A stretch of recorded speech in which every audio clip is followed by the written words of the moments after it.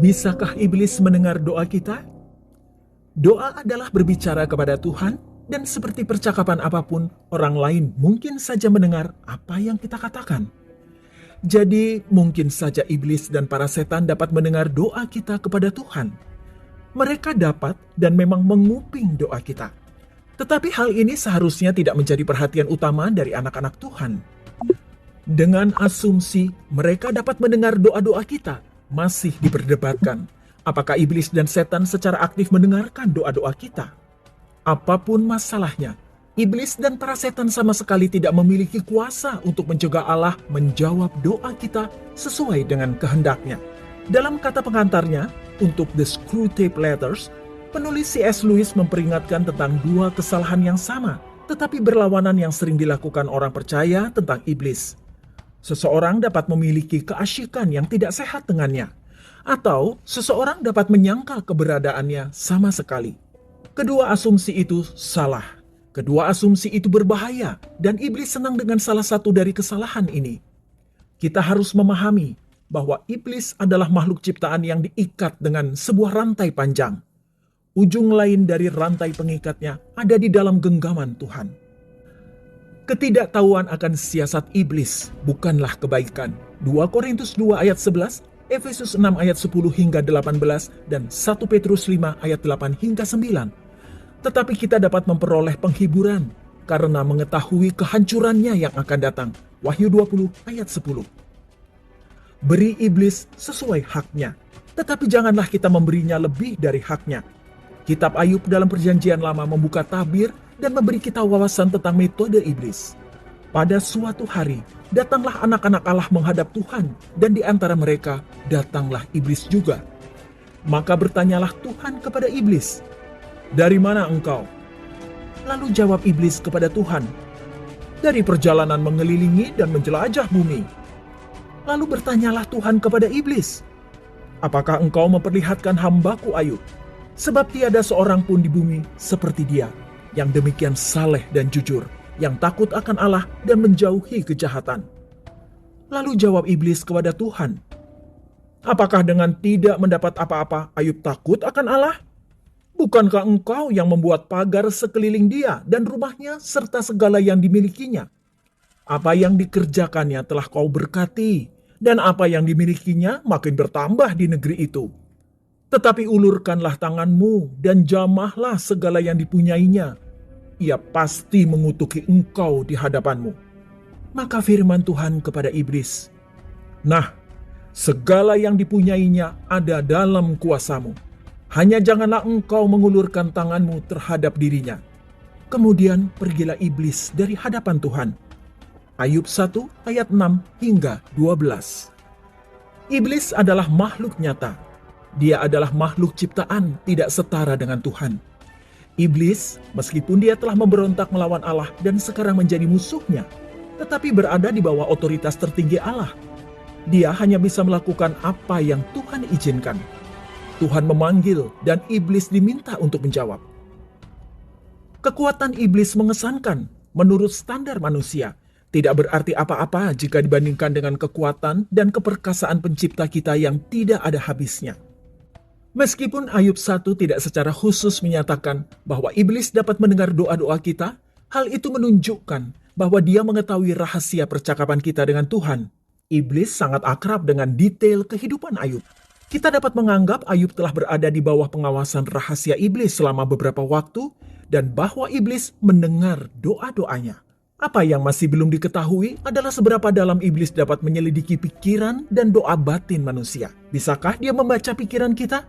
Tidak. Iblis tidak maha hadir. Ia tidak dapat berada di lebih dari satu tempat pada waktu yang sama. Hanya Tuhan yang maha hadir. Dan hanya Tuhan yang maha tahu.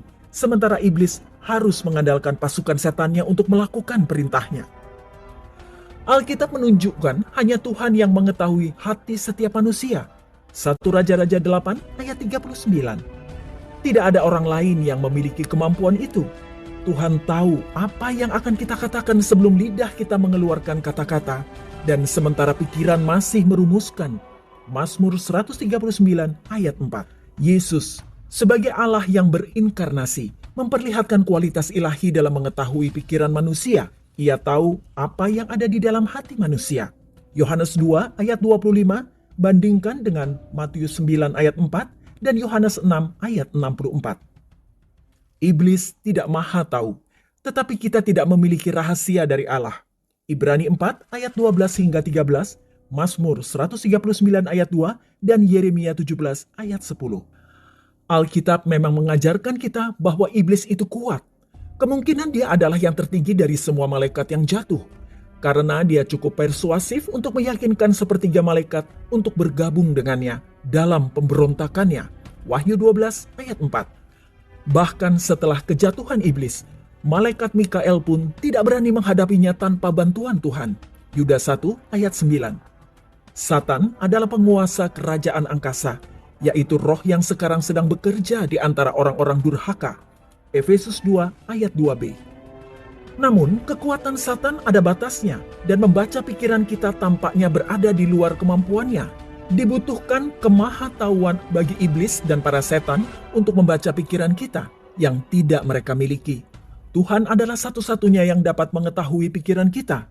Namun, iblis dan para setan telah mengamati dan menggoda manusia selama ribuan tahun. Tentunya mereka telah mempelajari beberapa hal tentang kita selama bertahun-tahun, bahkan tanpa kemampuan untuk mengetahui pikiran kita.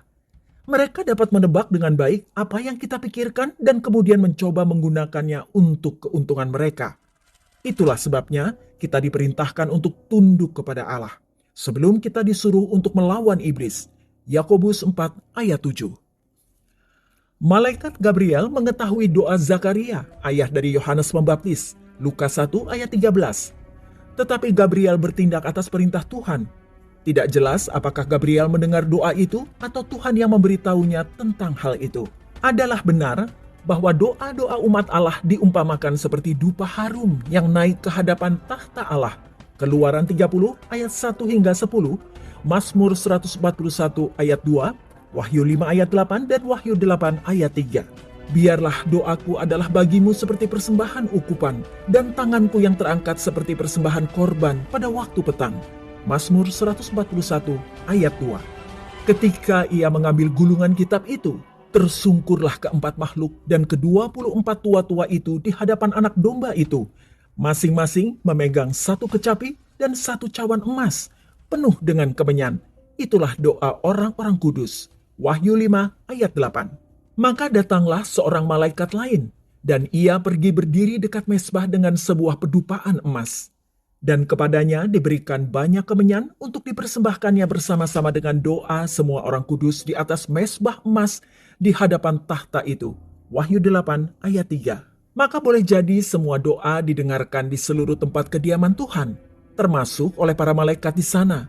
Apapun masalahnya, informasi yang diketahui Gabriel atau salah satu penghuni surga belum tentu tersedia untuk malaikat yang jatuh. Pada akhirnya, tidak masalah jika Satan dan para pengikutnya dapat mendengar doa kita. Kita dapat berbicara dengan Bapa surgawi kita kapan saja, dan jika iblis sengaja mendengarnya, itu tidak apa-apa. Bapa kita mampu mencapai kehendaknya, tidak peduli apa yang iblis lakukan. Nabi Daniel dikelilingi oleh para musuh fisik dan politik yang mengawasi setiap gerak-geriknya dan apa yang dia lakukan. Pergilah ia ke rumahnya. Dalam kamar atasnya, ada tingkap-tingkap yang terbuka ke arah Yerusalem. 3 kali sehari ia berlutut, berdoa, serta memuji Allahnya, seperti yang biasa dilakukannya. Daniel 6 ayat 11. Tidak masalah musuh-musuhnya memperhatikan dan mendengarkan. Daniel tetap berdoa.